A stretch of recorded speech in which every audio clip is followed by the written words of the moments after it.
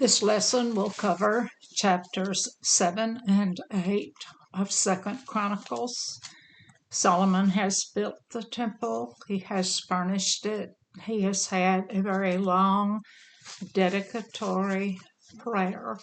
And now we will see that he is going to instigate a feast to celebrate the completion of the temple in Jerusalem.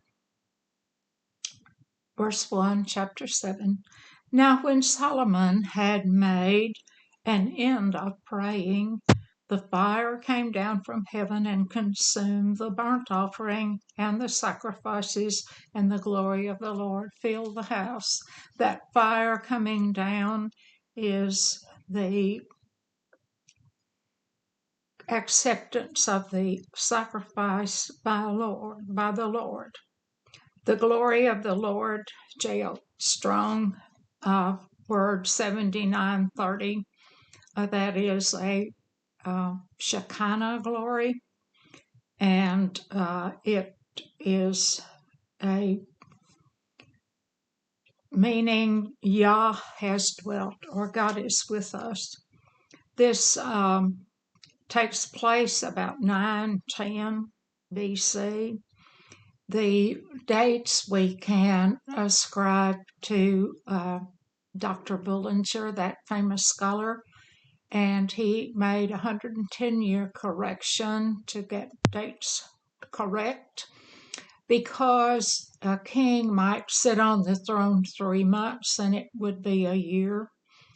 He might sit part of a year, it would be considered a year. And because of that, dates have to be corrected.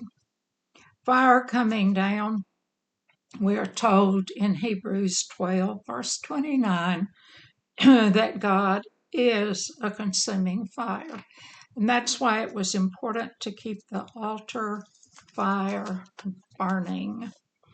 Verse 2, and the priest could not enter into the house of the Lord because the glory of the Lord had filled the Lord's house. That was such an intense and powerful thing, that Shekinah glory, that they could not enter. And of course, priest could be in the inner court. The Holy of Holies would have been reserved for the high priest, and he could enter only on the 10th of Tisri, on the Day of Atonement. He would take the blood of a goat for his own transgressions and the blood of a bullock for the people.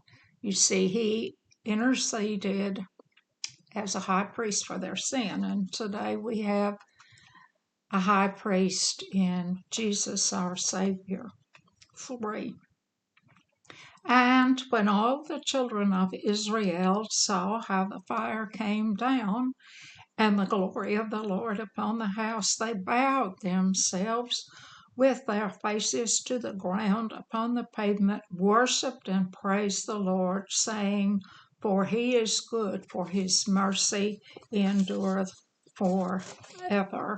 And does that not sound exactly verbatim like David's Thanksgiving prayer back in 1st Chronicles? Verse 4,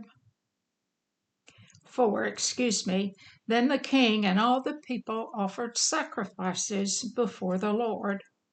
5, and King Solomon offered a sacrifice of 22,000 oxen and 120,000 sheep. So the king and all the people dedicated the house of God. Now, of course, Solomon himself did not make this offering. The priests did. These are thank offerings, peace offerings, mincha, meal, and it can be eaten, and you think, what a terribly high number of animals to have been sacrificed. Well, you're going to see that they are going to feast for 7 days to celebrate this wonderful completion of the temple. And then they will be celebrating the Feast of Tabernacles. And that is one of the 3 high holy days. And all of the Levites and the priest would be there, the entire nation practically. So they would eat here for 14 days. 6. And the priest waited on their offices, the Levite also, with instruments of music of the Lord, which David the king had made, to praise the Lord, because his mercy endureth forever. When David praised by their ministry, and the priest sounded trumpets before them, and all Israel stood. These persons would have been standing here in praise to the Lord. Now, the inner court there is the altar that was for this would not have been large enough, and they would have had supplemental altars for offering of this sort, but the fire would have had to come from that brazen altar as clean fire. Number 7. Moreover, Solomon hallowed the middle of the court that was before the house of the Lord, for there he offered burnt offerings and the fat of the peace offerings, because the brazen altar which Solomon had made was not able to receive the burnt offerings and the meat offerings and the fat. So there you see they're going to have those supplemental altars set up in the inner court. 8. Also at the same time, Solomon kept the feast 7 days, and all Israel with him, a very great congregation, from the entering in of Hamath unto the river of Egypt. Hamath would have been to the extreme north of the nation, and of course the Nile River to the south. This feast, Sukkot, the Feast of Booths, when they celebrated their first encampment, and then became the Feast of Tabernacles. 9. And in the 8th day they made a solemn assembly, for they kept the dedication of the altar 7 days, and the feast 7 days. Okay, this would have been, sounds confusing. The first dedication would have been in the month of Tisri from, say, day 8 to day 14. The Tabernacles 7-day feast would have been from the 15th to the 21st. Right after that, on the 22nd of Tisri, you would have had another Sabbath, and they would not have traveled on the Sabbath because Levitical restraints allowed them only to go a very short distance. It's that Sabbath after Octoreth, 8, Octo. 10. And on the 23rd day of the 7th month he sent the people away into their tents, and glad and merry in heart for the goodness that the Lord had showed unto David and to Solomon and to Israel, his people. So you see why they were left on the 23rd. They'd had 7 feast days, and a Sabbath. 11. Thus Solomon finished the house of the Lord, and the king's house, and all that came into Solomon's heart to make in the house of the Lord and in his own house, he prosperously effected.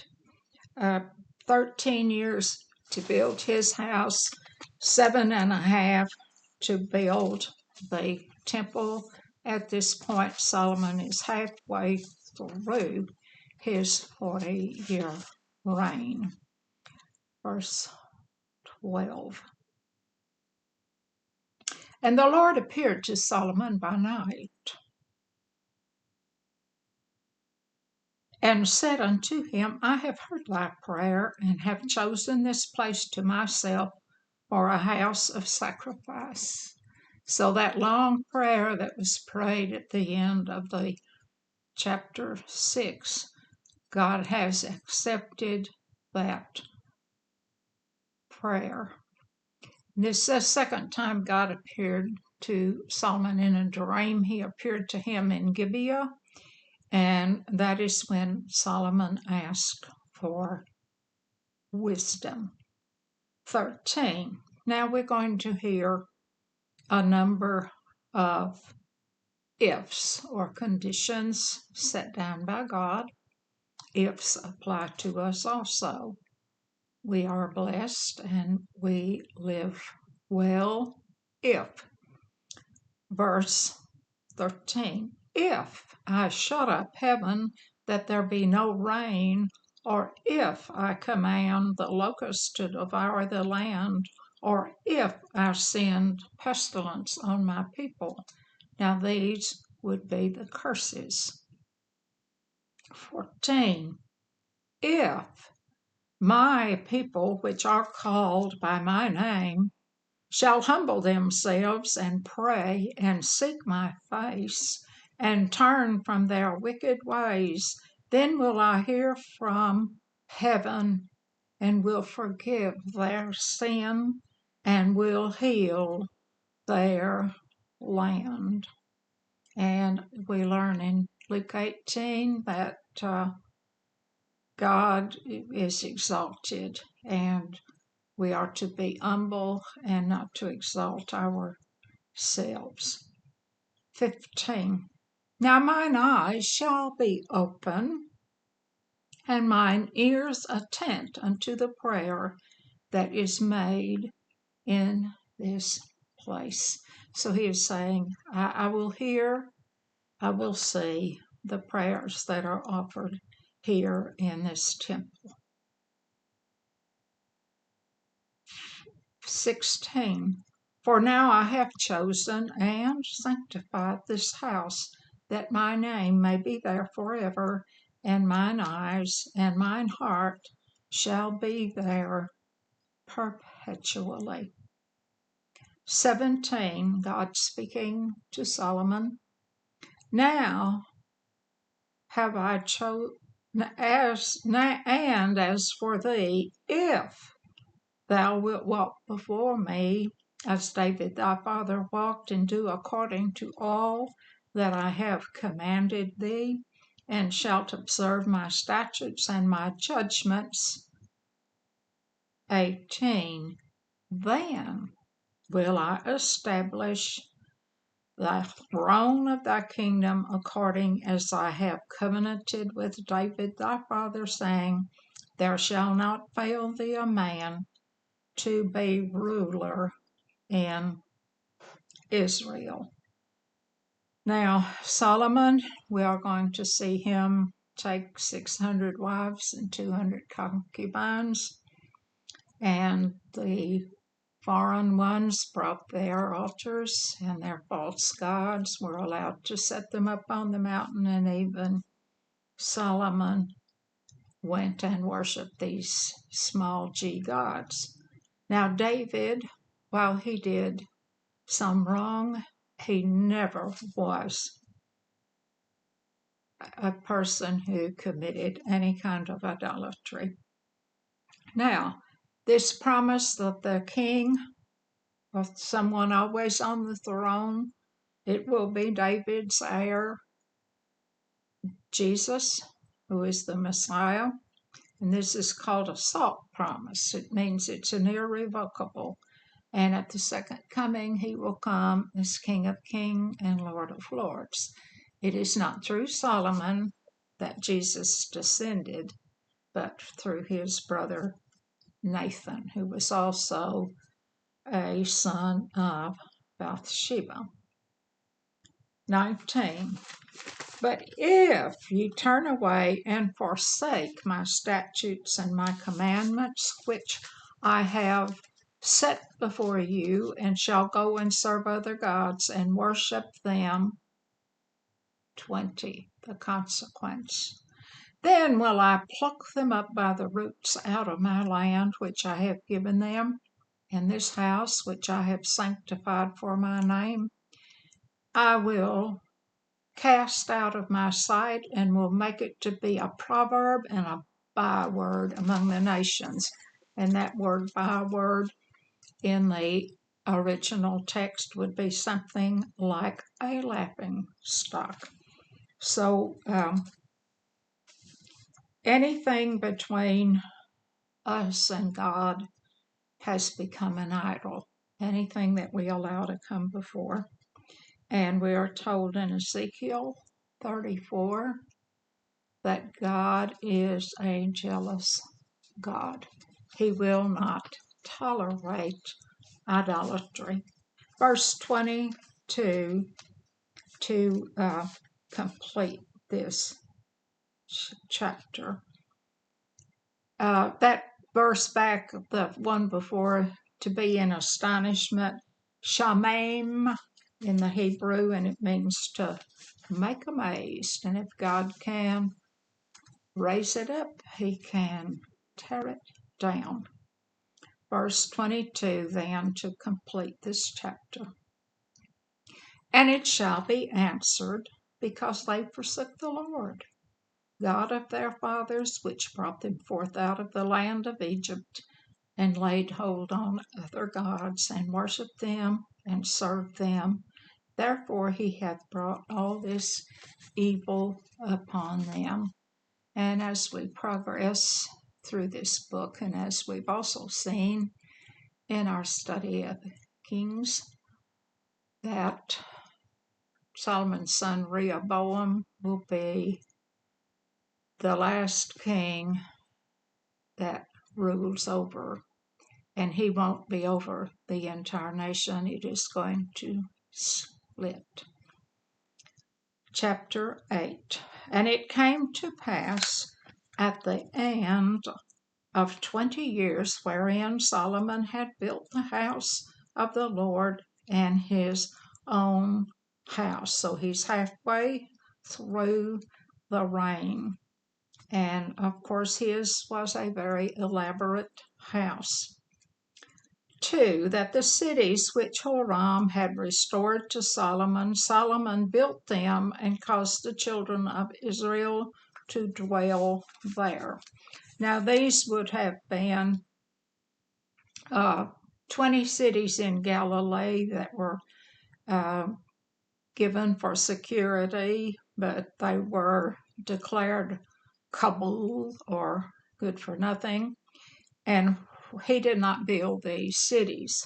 What this means is that these cities have been fortified. These cities were occupied by Canaanites earlier, and he is fortifying cities all over Israel to spread out the military presence all over the entire nation.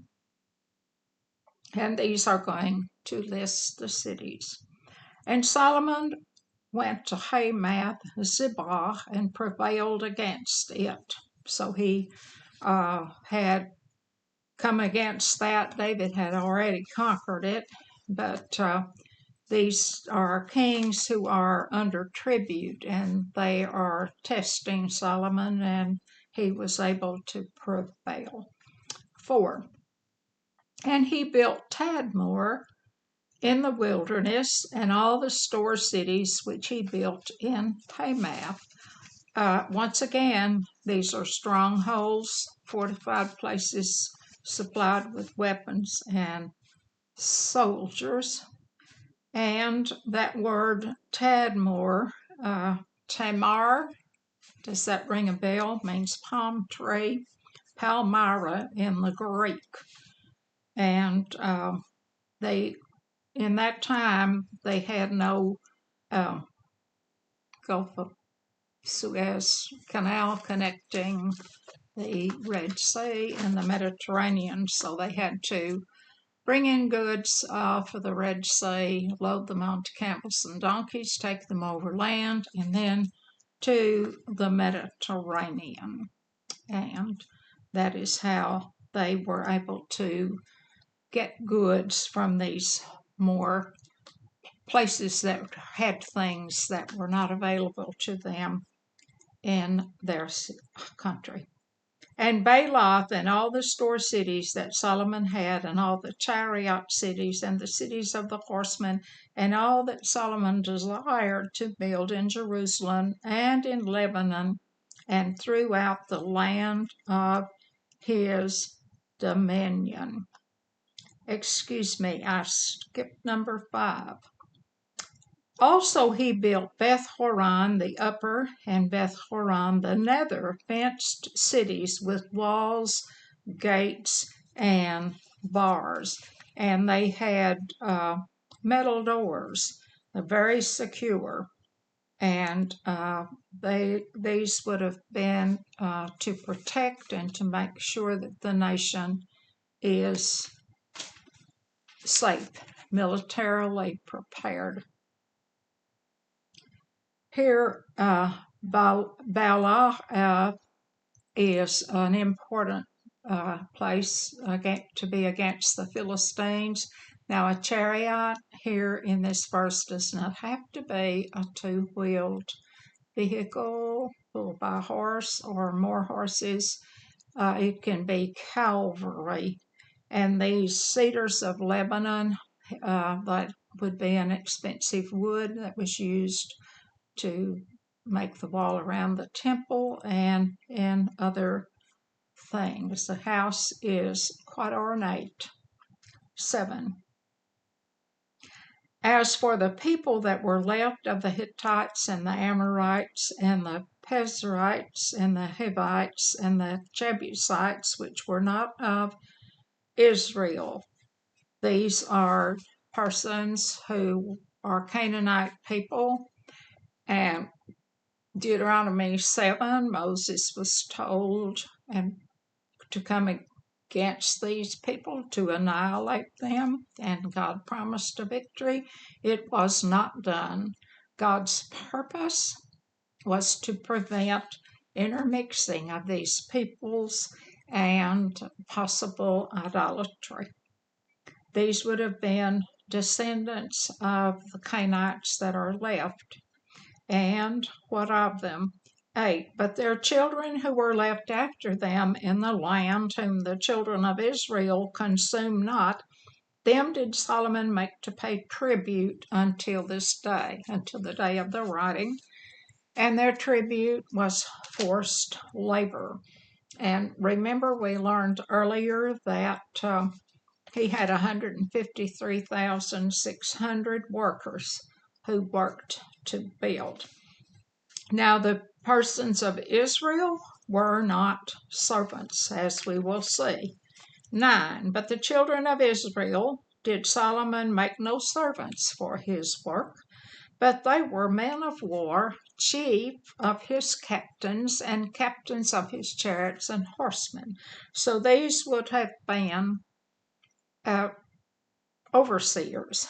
We have heard that there were 250 Israelites, and over in Kings, he's going to tell you here in 10, and there were the chief of King Solomon's offers, even 250 that bear rule over the people.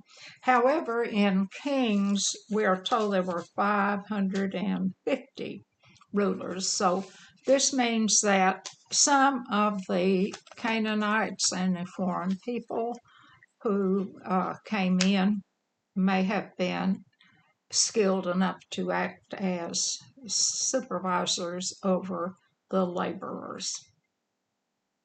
11.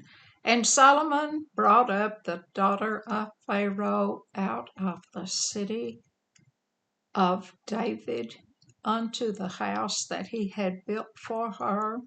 For he said, My wife shall not dwell in the house of David king of Israel, because the places are holy whereunto the ark of the Lord hath come. Oh, he's gone to Egypt to get away. What were they told by God in Deuteronomy 17 if they wanted a king? They were not to go to Egypt for horses. He's done that. They were not to go to Egypt, and they were not to take multiple wives. And he knows that this is wrong because he knows that she cannot go in the house of David because she is an Egyptian. 12. Then Solomon offered burnt offerings unto the Lord on the altar of the Lord, which he had built before the porch. So now worship is centralized in Jerusalem.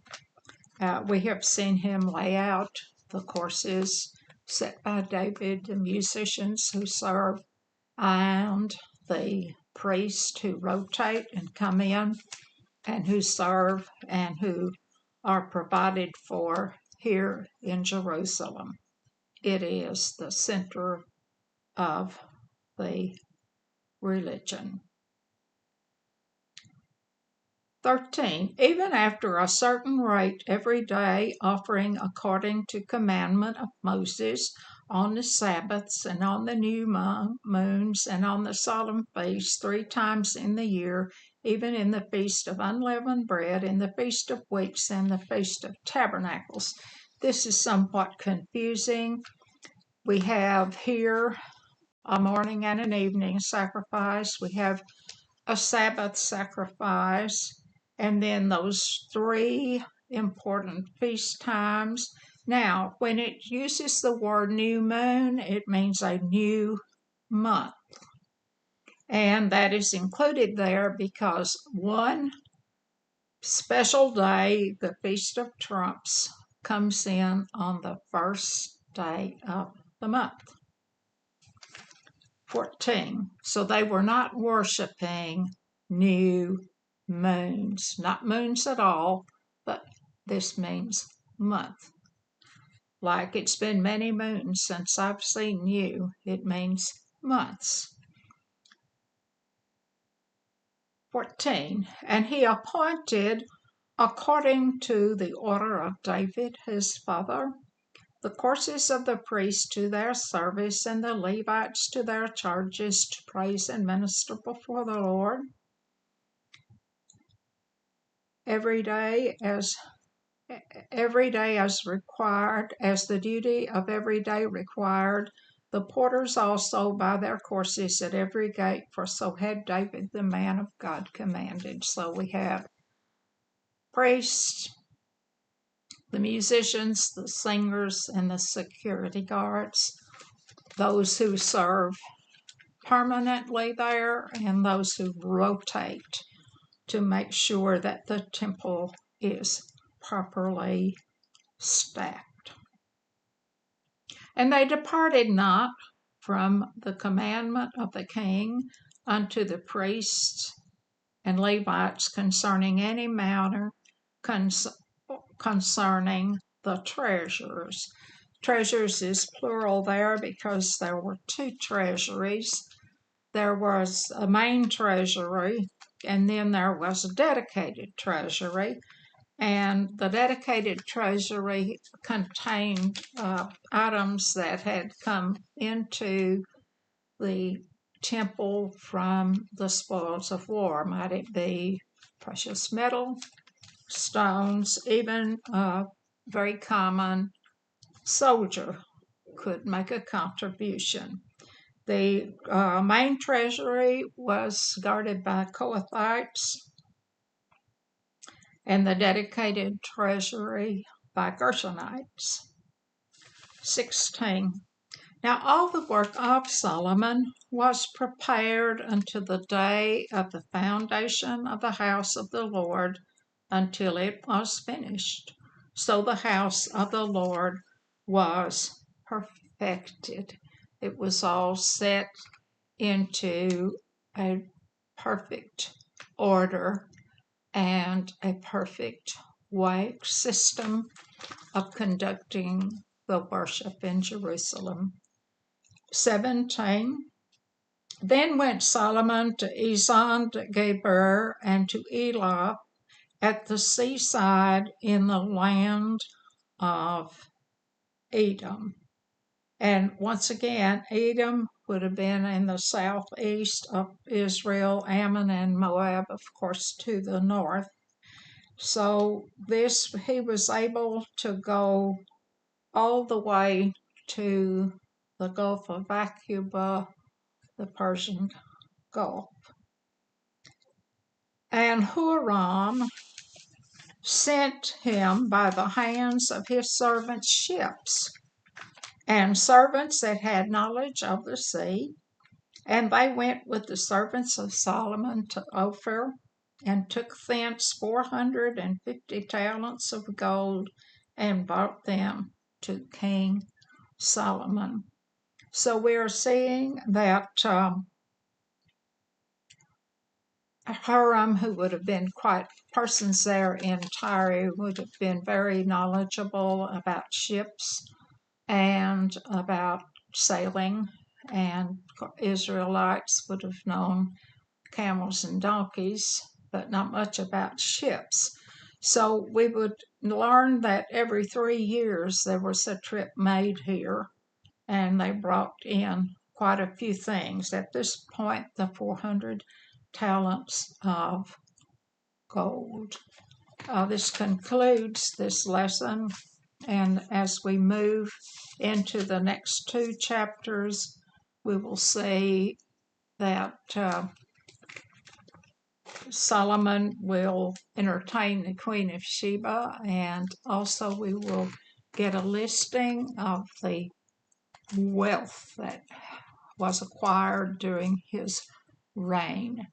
This video has been an outreach of the Essex Methodist Church in Essex, Missouri, and the Crossroads Global Methodist Church in Dexter, Missouri.